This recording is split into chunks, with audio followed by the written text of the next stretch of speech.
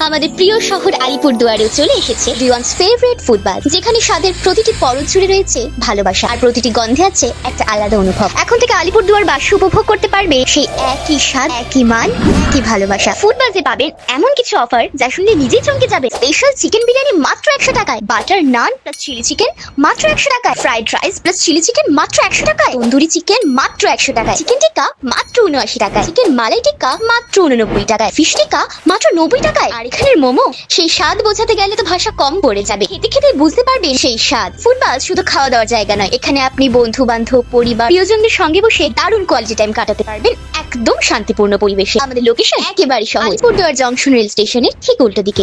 নতুন স্বাদের জন্য, বেস্ট কোয়ালিটির জন্য, বেটার কোয়ালিটির জন্য আপনারা আউটলেট ভিজিট করুন।